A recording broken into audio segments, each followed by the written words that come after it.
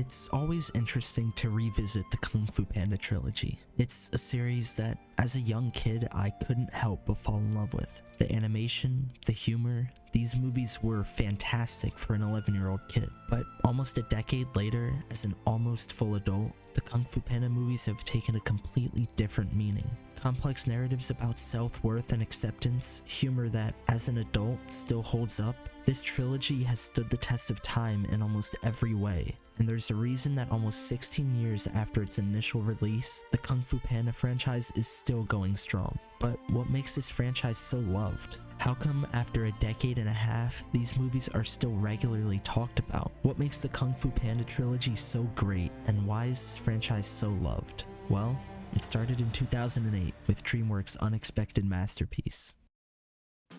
Kung Fu Panda 1 might just be the best of the series. It flawlessly establishes the characters we know and love and manages to perfectly blend elements of comedy and complex narratives together. And this, of course, is due largely in part to Po. Po is an aspiring Kung Fuist, Kung Fu-er, Kung Fu artist. Yeah, that sounds good. Po wants to learn Kung Fu, to become a legendary master and fight alongside the Furious Five. But for now, he sells noodles. With his dad, actually, Mr. Ping. And Mr. Ping is very supportive of Po's dream, if Po's dream was to sell noodles, which it isn't. Po's dad serves as a sort of reality grounder for the audience, showing that Po, a panda, can't really be a kung fu master. He's fat, he's clumsy, and he sells noodles. Not exactly Bruce Lee, but still, Po can't help but dream. And dream he does. When Master Oogway, the literal creator of Kung Fu, is set to announce the Dragon Warrior, Po of course wants to see it. But in classic Kung Fu Panda fashion, he misses it because he can't climb the stairs fast enough. So instead of just asking someone to let him in, he jerry-rigs a cart of fireworks and flies 300 feet in the air and falls right in front of Master Oogway, who coincidentally has now chosen Po to be the Dragon Warrior. And this is where Po and Master Shifu's relationship begins. And their dichotomy couldn't be clearer. Master Shifu, a wise teacher of Kung Fu, delicately trained in the arts of peace and perseverance. And Po,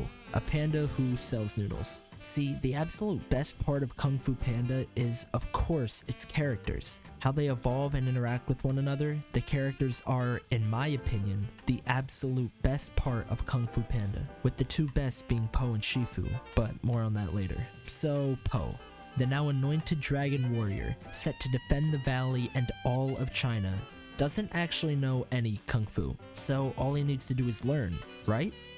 Well, yeah. But everyone hates him, and he's fat, and he's supposed to be selling noodles. Somebody from the Furious Five, the most elite group of Kung Fuers in all of China, was supposed to be the Dragon Warrior. The warrior Shifu had trained for the last 20 years. Some of the absolute best fighters in the entire world were beaten by an overweight panda that sells noodles. Of course, that doesn't sit well with them, and it especially doesn't sit well with Shifu, who makes it his absolute mission to make Po quit.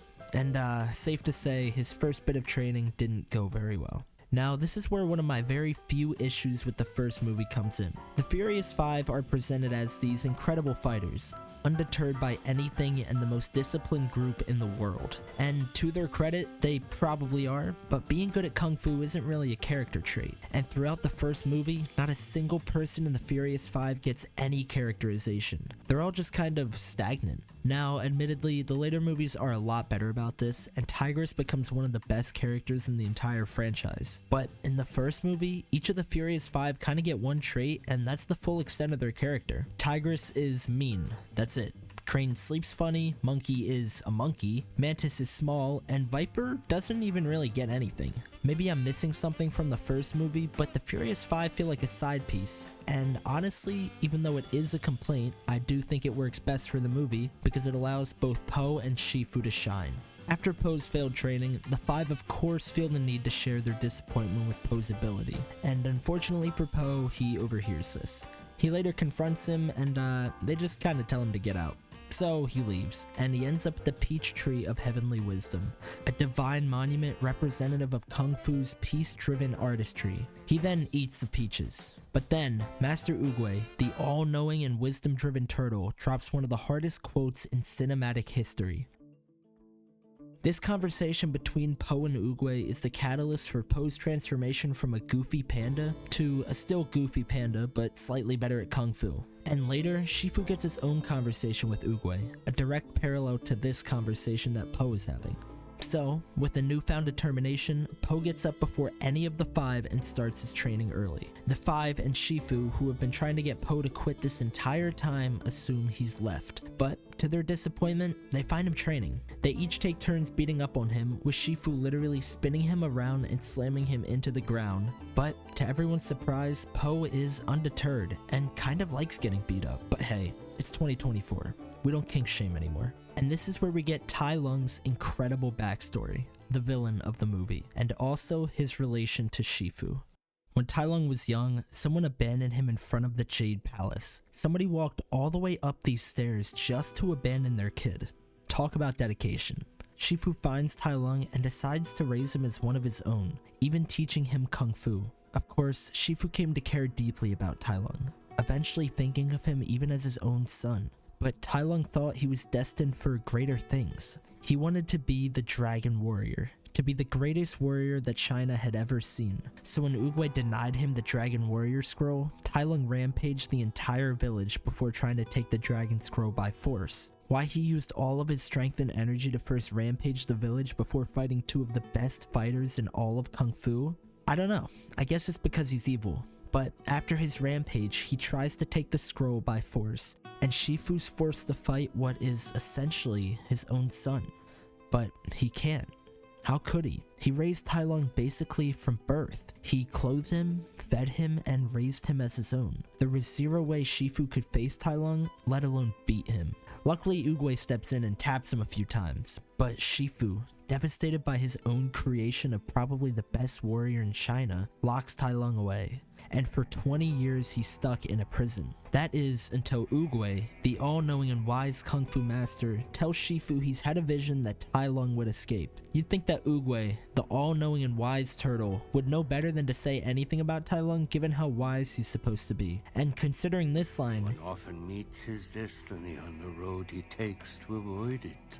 He knew that Shifu would react. And react Shifu does. He sends a bird telling Tai Lung's warden to double the guards, and because of that very bird, the one Shifu sent because of Oogway, Tai Lung manages to escape. You know, for the wisest guy in the world, that is a pretty dumb thing to do. Monkey. The bird then returns to warn Shifu that Tai Lung has escaped, and even though this entire thing is Oogway's fault, Shifu looks to him for guidance. He then turns into leaves and disappears. But before that, they have an incredible conversation at the very same tree Po and Oogway had theirs. And this is where Shifu, the hardened, emotionless kung fu master, has a change of heart. He decides to train Po because, you know, there are no accidents and all that, but also because Oogway told him all he has to do is believe not only in Po, but in himself. And then that's the part where he, turns into leaves and disappears. Shifu, sort of inspired but mostly desperate, tells Po he'll train him to fight Tai Lung. And then Po runs away. Shifu catches up with him, affirming Po that he has had a change of heart, but that lack of confidence has already been instilled in Po. For his entire life, people have treated him as a joke.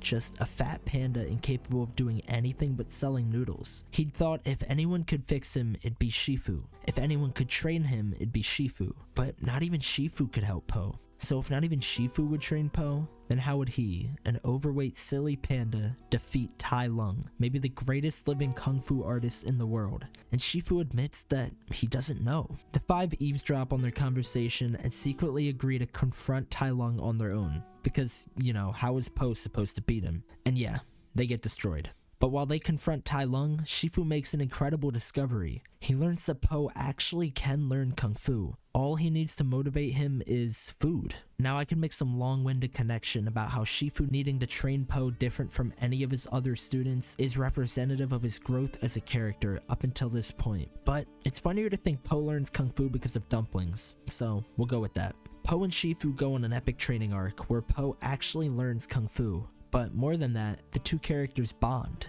Shifu, after years of self-hate and an inability to open up to anyone, finally lets himself love and be loved by someone else. And to think where these two characters started.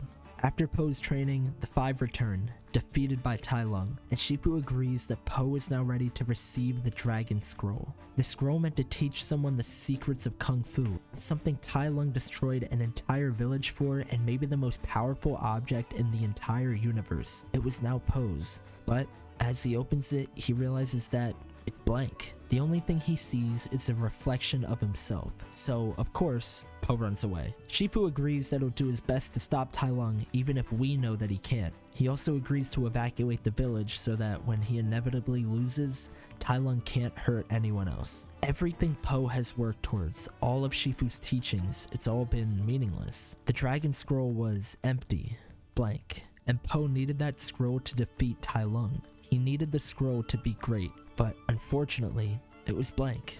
As Po evacuates with the rest of the village, he talks with his dad. Po shares not only his disappointment at failing to learn Kung Fu, but his own dismay at failing as the Dragon Warrior. Po takes the scroll literally, assigning his worth to the teachings of the scroll rather than focusing on the progress he's made. And his dad, Mr. Ping, helps him realize this. Po's dad tells him a secret, one that we, the audience, have been waiting for the entire movie. He tells him the secret ingredient to his secret ingredient noodle soup, which is nothing. It's just soup. There isn't a secret ingredient that makes it special. There isn't some necessary spice to make it taste the way it does. It tastes good because Mr. Ping made it, and it's only special because people believe it is. It doesn't matter the ingredients that go in. As long as you believe something special, it is. Po realizes this and finally starts to believe in himself. All the beatings he's been through, all the years he wasted selling noodles instead of learning Kung Fu, Po recognizes the progress he's made and the effort he's put forth. He quickly runs back to help Shifu fight Tai Lung, but he's too late because their fight has already begun. Now I know I haven't said much about the fight choreography and the animation in general, but it looks great, especially for the time. I'll get more in depth with the animation a bit later, and especially in the second and third movie, but considering when the first Kung Fu Panda movie was made, it looks incredible. The difference in layers between Shifu and Tai Lung is amazing. Shifu, over the entire course of the movie, has been learning to accept not only his failures, but himself. He's worked the whole movie towards his own peace of mind and his own acceptance, and the lighter, more vibrant colors around him reflect that. But his biggest failure, that being Tai Lung, is a heavy contrast to Shifu's lighter tones. Fueled by rage, grief, and abandonment, Tai Lung confronts Shifu, blaming his own anger on him. Shifu promised Tai Lung that he was special, that he was the Dragon Warrior. Shifu filled his head with thoughts and dreams that never came. Everything Tai Lung did, he did it for Shifu, to make him proud, and Shifu, already badly hurt from his fight, softly admits that he was proud of Tai Lung, but it was his pride and love that blinded him. For a split second, you can see Tai Lung almost accept Shifu's apology, but he quickly snaps back into his usual vindictive self and goes to kill Shifu. But he's stopped by Po, who finally has made it up the stairs. Tai Lung is obviously caught off guard by this, and to his disbelief, he learns that Po is the Dragon Warrior. He laughs, of course, but Po is undeterred. Renewed with a sense of confidence and belief, Po starts his fight with Tai Lung.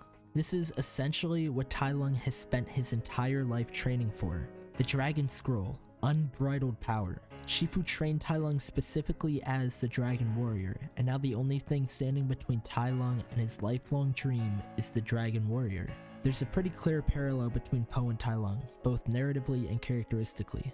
Tai Lung has two wolves inside of him, an inescapable darkness making him incapable of loving anyone, especially himself. He has incredible talent and accomplishments, but nothing can satisfy him besides the scroll.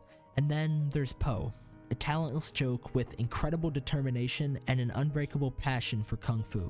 Po wants to be great because he loves it. Tai Lung wants to be great because he needs it. These two characters are remarkably similar.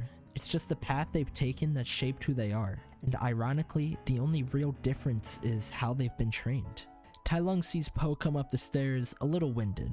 Obviously he's not very impressed by this, but when Po shows him the Dragon Scroll, Tai Lung's confidence turns to rage. Immediately, he blindly charges at Po and hits him as hard as he can, but Po's fat, so it doesn't affect him, and the two's fight for the scroll begins. There's really not much I can say about the literal aspects of this fight. It looks incredible, obviously, and it's choreographed way better than any haha funny movie about a fat panda doing kung fu should be. The scene where Po imagines the dragon scroll as a piece of food and goes full Assassin's Creed is one of my favorites, but really, I'm more interested in the thematic purpose of the fight. Right at the climax of it, Tai Lung finally gets the scroll, and through his own eyes he sees nothing. Looking at a literal reflection of himself, he can't help but see nothing. This is different from Po's earlier reaction. Both, of course, were taken aback by its emptiness, but where Tai Lung sees nothing, Po sees an opportunity. He says it's blank, like an artist's canvas before it's painted. Po sees himself as a student, and despite his lack of talent, he believes he can not only learn Kung Fu, but master it. But Tai Lung sees nothing. He doesn't value himself or his accomplishments. His own self-hate and anger has blinded him. Where Tai Lung sees nothing, Po sees everything, believing that he can be great. This idea of believing in not only yourself but others has been foreshadowed throughout the entire movie. In Oogway's final conversation with Shifu, there's a metaphor about seeds and peach trees. Shifu plants seeds the way he knows how and expects them to blossom.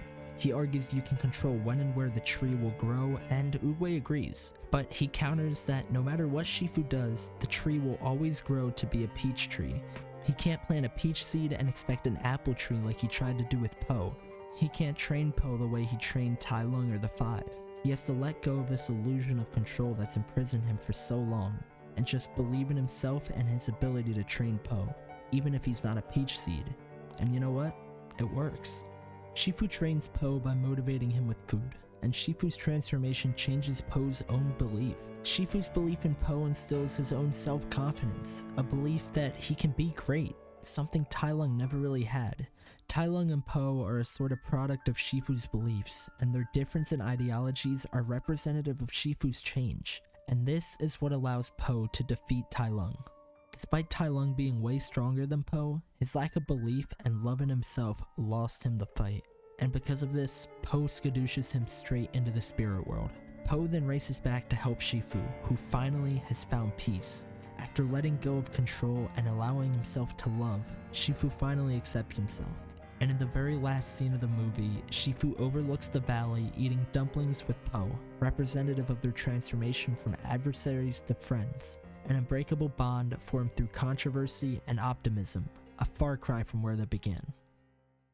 Kung Fu Panda is Shifu's story just as much as it is Po's. The two's journey together is representative of the movie's thematic cores, and they absolutely make this movie the masterpiece that it is. Their growth as not only characters, but friends is incredible. And if I had to pick my very favorite thing about this movie, it'd have to be their relationship. Shifu being so initially dismissive of Po, only to grow and love him, is beautiful, and Po's journey from a goofy noodle merchant to upholding the responsibilities of the Dragon Warrior is just amazing. These two characters are the absolute best part of the movie, and I really don't think their story could have been executed better. And Kung Fu Panda isn't even supposed to be a character movie. This movie's main appeal, of course, was the action and comedy, which to its credit, it does brilliantly.